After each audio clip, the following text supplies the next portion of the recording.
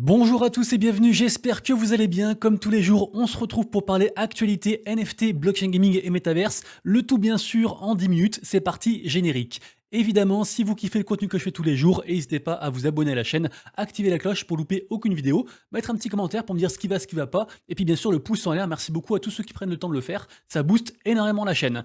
On commence par une déception de ma part puisque je suis assez déçu, c'est une défaite pour moi, puisqu'en fait j'ai fait une vidéo que je trouvais très intéressante, qui s'appelle donc protéger son wallet avec du coup des astuces faciles à mettre en place pour éviter de se faire scammer. Et force est de constater qu'en fait ça intéresse pas trop. Et j'ai remarqué qu'en fait quand je parle d'autre chose que des actus, vous êtes beaucoup moins nombreux à regarder. Donc du coup un peu déçu. Par exemple j'avais parlé de la NFT Paris, finalement ça a pas trop plu. En tout cas la vidéo sur les astuces pour protéger son wallet, il faut vraiment aller la voir, ça dure 10 minutes et vous allez apprendre pas mal de choses pour éviter en fait le drame. Donc faites un effort s'il vous plaît, allez voir, c'est très intéressant et vraiment vous verrez, mais c'est très utile. C'est pas genre juste garder vos petites phrases, c'est genre voilà, il y a ça qui existe pour faire un pop-up, pour vous prévenir en fait que votre wallet va être scammé, des choses comme ça. Donc allez voir, du coup c'est intéressant. Allez, on enchaîne ensuite directement avec les news qui concernent les quêtes communautaires de la commu Rabbit. Je vous rappelle que tous les mois en fait, je vous engage sur différents contenus. Ça peut être un petit questionnaire, ça peut être aller liker quelque chose, peu importe. Il y a un classement chaque mois et après du coup il y a des récompenses. Donc ça y est, j'ai affiché les récompenses pour mars. Donc le top 1 du coup gagnera un NFT VIR, donc le NFT de la commu. Le top 2 du coup 20 balles, le top 3 10 balles. Il y aurait également aussi quelqu'un qui sera tiré au hasard qui gagnera un NFT Rabbit et deux autres aussi au hasard qui gagneront chacune 10 balles. Sachez aussi qu'il y aura un snapshot des holders NFT Rabbit vendredi pour de nouveau offrir un NFT. Également aussi il y aura une cagnotte qui va être mise en place aussi chaque mois, un peu comme ce que fait CryptoMask pour ceux qui connaissent. Et puis du coup voilà pour les petites actus.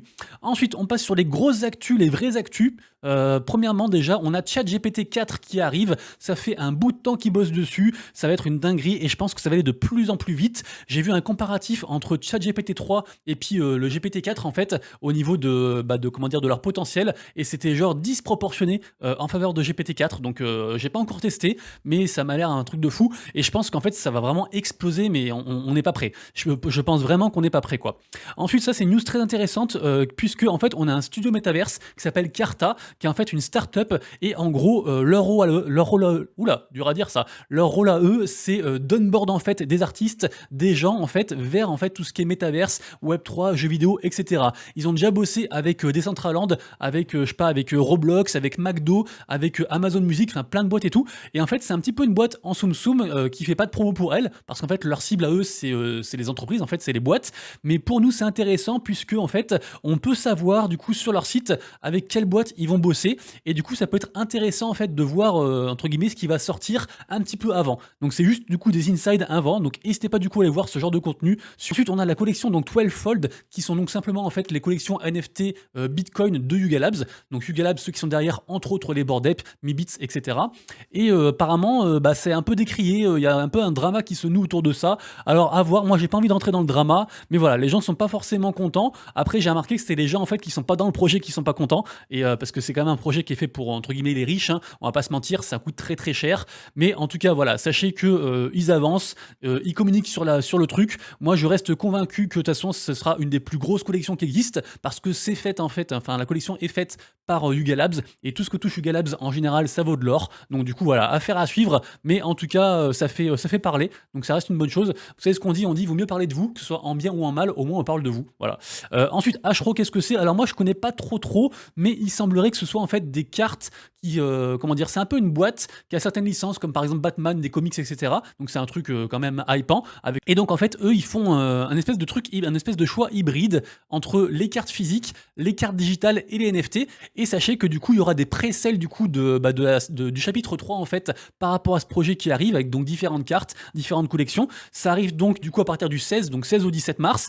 Et ce qui est intéressant, c'est que ce sera aussi dispo en fait sur des magasins physiques, comme par exemple, j'ai vu, il y a Amazon, il y a Cultura, il y a Micromania, il y a la Fnac. Donc en tout cas, c'est assez intéressant. Ça rejoint un petit peu tout ce qui est univers de Vivi, pour ceux qui connaissent un petit peu ces trucs de collectibles numériques. Ensuite, on a la Poste qui inaugure sa nouvelle école de la data et de l'intelligence artificielle. Et ça, je pense qu'on en verra de plus en plus. Je sais qu'il y a aussi le mec de chez Ledger, Eric Larchevêque, qui avait fondé Ledger, qui a aussi fondé différentes écoles par rapport à ça. Il y a aussi des écoles aussi qui forment, on va dire, les acteurs blockchain, les acteurs du Web 3. Notamment, il y a la Blockchain Business School de chez Pirates Labs. Il y a aussi Ali Ira, enfin il y en a 2-3 autres comme ça, mais je pense qu'on en verra de plus en plus des sortes d'écoles comme ça, donc super intéressant. Et ce qui est intéressant, c'est que ce soit en fait la Poste qui fasse ça. Je trouve ça marrant en fait, je m'y attendais pas. Donc du coup voilà, je vous en parle. Ensuite, vous le savez, j'en ai parlé hier, on a donc Meta qui arrête les NFT Instagram, donc c'est un petit peu la déchéance. Et du coup, c'est vrai que ça remet un petit peu aussi au goût du jour la news de Amazon qui était tombée dernièrement concernant en fait leur marketplace qui devrait arriver en avril. Et du coup, là, l'article sur lacryptomonnaie.net revient en fait sur, on va dire, la montée en puissance de Amazon au niveau NFT. Ça pourrait être vraiment un nouvel essor, donc ça reste un truc à suivre. Bien sûr, j'en profite pour vous dire que tout ce dont je parle dans les vidéos, moi, je vous donne juste les news en fait de manière générale. Après, vous avez tous les liens en description pour faire vos propres recherches. Et quand je parle d'un projet précis, bien sûr, ce n'est pas un conseil d'investissement. C'est à vous de faire vos décisions, faire vos propres choix, de faire vos recherches et juste de prendre voilà une news 2 qui vous intéresse et après d'aller dig, bien entendu. Ensuite, article très intéressant sur Cointelegraph qui nous parle un petit peu de wash trading et de fausses collections NFT. Sachez que d'après un dernier rapport, il semblerait qu'il y ait 4 collections sur 10 qui soient en fait fausses au niveau des ventes. Ce qui est énorme. Quasiment 50% des ventes qu'on voit tous les jours en fait sont pas des vraies ventes en fait, ce sont des trucs manipulés. Donc très intéressant du coup de voir ça. Allez vers ça, c'est intéressant. On peut aussi bien sûr traduire l'article en français pour ceux qui le souhaitent, donc ne prenez pas peur.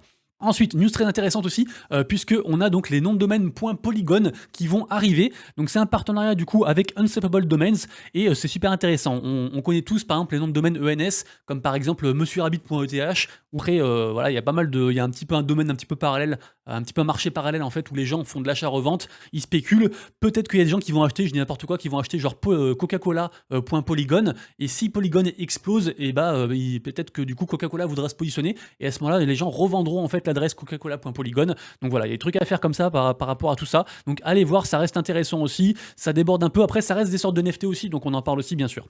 OpenSea qui a fait un nouveau truc assez intéressant. Je vous rappelle que OpenSea, chaque semaine en fait, ils font des petites mises à jour sur leur plateforme. Et donc là, en fait, ils ont fait un espèce de truc qui permet de vérifier les collections juste avant que vous achetiez pour être sûr qu'en fait vous achetiez le bon NFT avec les bonnes caractéristiques, notamment au niveau rareté ou au niveau des caractéristiques du truc, quoi. Parce que des fois, il y avait des petites erreurs apparemment, suivant si le NFT était retiré au dernier moment ou des choses comme ça. Ou en tout cas, ils ont fait ça. Apparemment, les gens sont contents. Ensuite, Clonix, ça avance aussi de la part de Clonix. Clonix, c'est une collection NFT qui a pas mal de mal, qui avait été rachetée par Nike il y a un bout de temps de ça.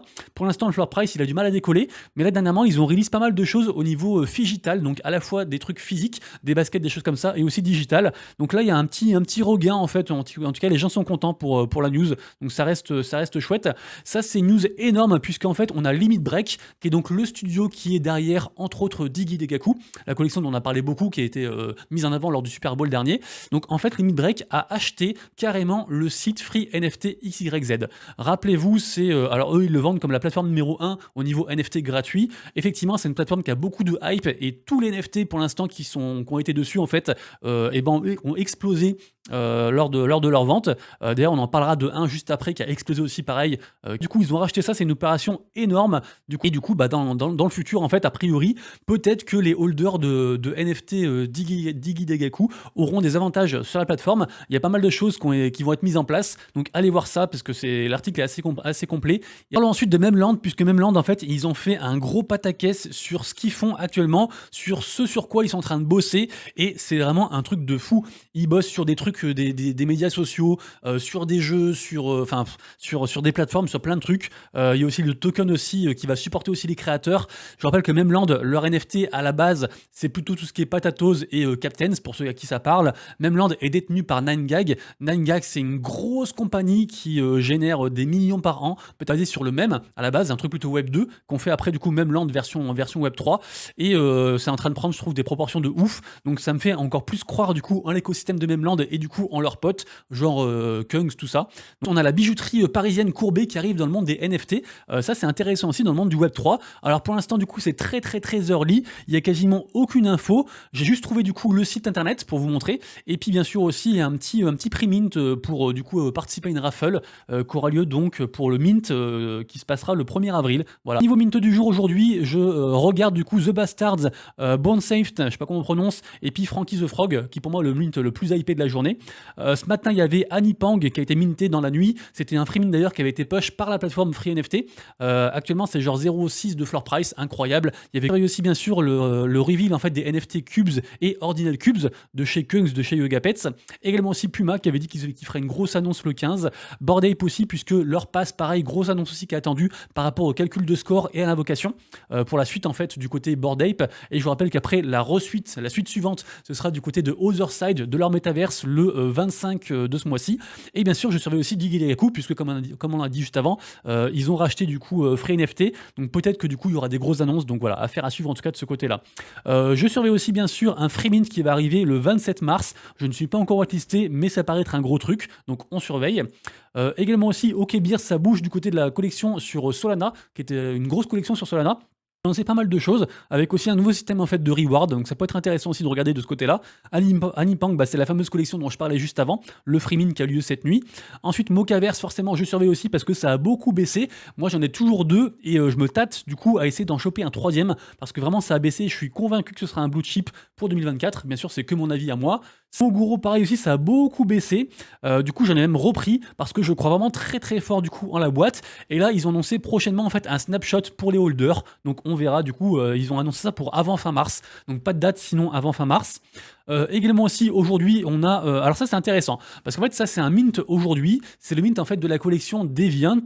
Et ce qui est intéressant c'est qu'en fait toutes les personnes qui ont certains passes, sachant que vous irez voir les passes, mais les passes coûtent pas grand chose, ils coûtent genre 0,005 ETH et en gros ces passes servent du coup à minter le free mint d'aujourd'hui qui du coup serait a priori une grosse collection de 10k supply.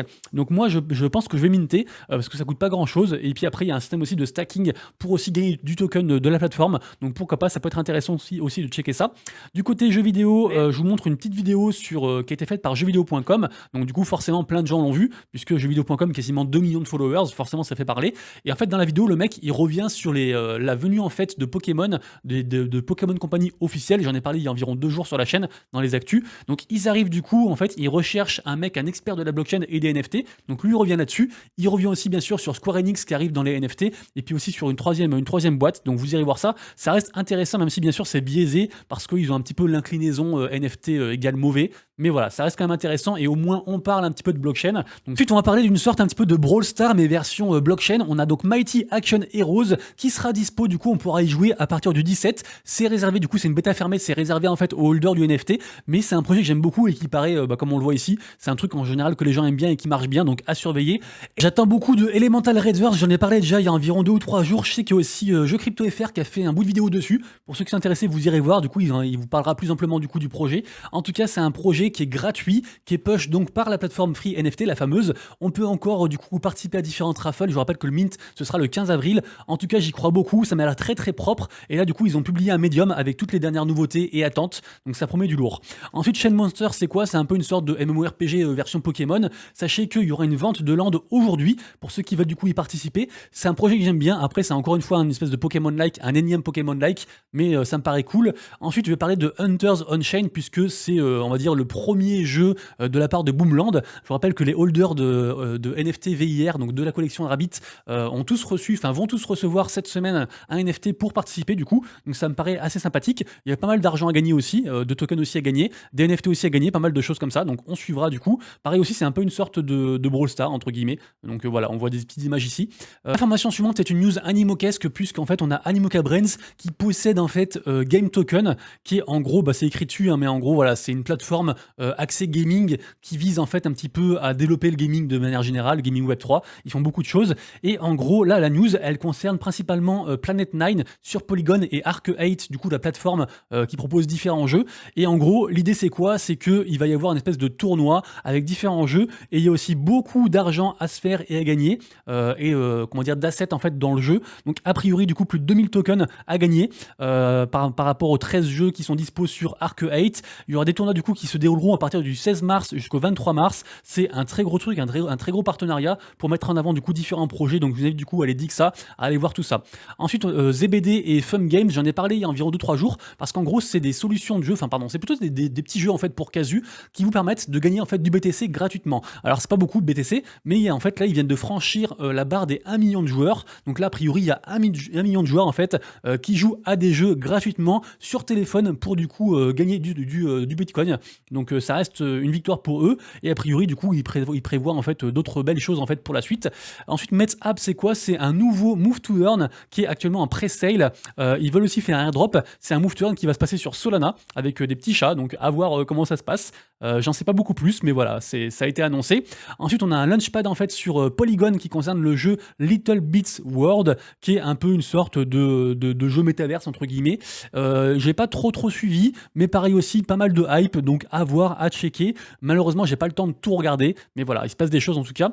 Ensuite, on va parler très rapidos de Immutable X, puisque actuellement, il y a là, alors je sais plus comment on appelle ça, c'est la gaming, d'ailleurs c'est écrit ici, je vais vous dire, ça s'appelle la Game Developers Conference. Ça se passera du coup à partir du 20 mars, et en gros, on pourra, je pense, savoir pas mal de choses sur l'avenir proche, moyen et long terme côté gaming blockchain. Notamment, on a un petit peu une sorte de, comment dire, d'exclusivité au niveau Immutable X, puisqu'ils vont intervenir dedans en fait, et ils vont annoncer pas mal de choses, donc ce sera un truc à surveiller je pense, du coup pour la semaine prochaine. Ensuite, Moire, c'est quoi? C'est la marketplace pour le jeu Stephen, le Move to Earn Stephen.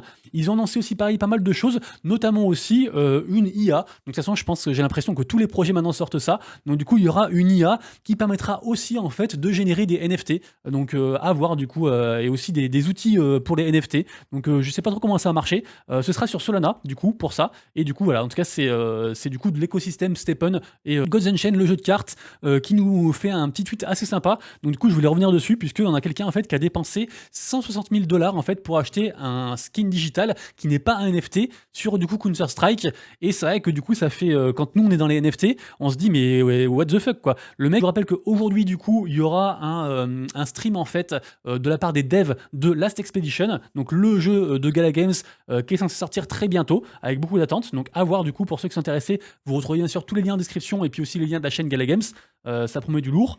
Ça, du saison 18, du coup, a officiellement commencé pour Skyweaver, qui est un TCG dont les gens parlent un petit peu moins, mais je vous rappelle qu'ils ont quand même levé beaucoup d'argent, ils ont une grosse team derrière et tout, donc ils continuent à build, ils continuent à faire des choses, ils font aussi beaucoup de tournois, donc si vous aimez bien les jeux de cartes, ça peut être intéressant du coup de vous y intéresser. Ensuite, la société Waymade, donc ça c'est la société sud-coréenne dont je parle très régulièrement, qui sont derrière le token Waymix, ils font pas mal de jeux notamment, ils font Mirror, enfin ils font beaucoup de trucs, j'en ai parlé de toute façon, je crois que je vous ai mis le site ici, ouais voilà, je vous ai mis le site ici, mais en gros voilà, ils font beaucoup de choses, ils sont en train de prendre de plus en plus d'ampleur. Et dernièrement, du coup, ils ont fait un partenariat stratégique avec Space and Time, qui est, pour la faire courte, c'est une plateforme en fait d'entreposage de données Web3. En gros, on s'en fiche. Mais tout ça pour dire quoi? C'est qu'en fait, Microsoft a investi massivement dans Waymade, et ils ont aussi investi Microsoft en fait dans cette boîte en fait, dans Space and Time. Donc en gros, on a Microsoft qui est en train d'arriver très fortement dans le Web3 et le gaming via du coup la porte Waymade, et ça reste à surveiller. Et je vous rappelle que hier, j'ai parlé d'un jeu en fait, du prochain jeu Waymade qui va arriver et qui risque d'être un banger. Donc du coup, à voir du coup à s'enseigner. Ensuite, on a Walking Dead, qui est Walking Dead Empires, qui est entre guillemets un jeu de la filiale Gala Games. En gros, donc, ils ont annoncé pour le 20 mars du coup les prochaines phases de test sur la suite du jeu. Aujourd'hui, on aura le reveal des coffres en fait de Planète Mojo, un jeu que j'aime bien. Alors, j'ai pas réussi à choper des coffres. Aux dernières nouvelles, ça coûtait 30 balles. C'est un espèce d'auto-chess un petit peu en mode Teamfight Tactics pour ceux qui connaissent sur Polygon. On aime bien ça. Enfin, moi, j'aime bien ça en tout cas.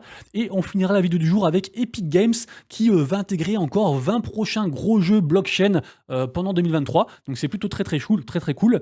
Et donc les amis, du coup c'est tout pour moi. Si vous aimez la vidéo du jour, n'hésitez pas du coup à vous abonner, mettre un petit like, un petit commentaire. Nous on se retrouve donc demain pour la prochaine vidéo actu NFT et blockchain gaming et metaverse, et d'ici là bien sûr prenez soin de vous, de prochaines valettes, c'est Monsieur Rabbit, des bisous, ciao.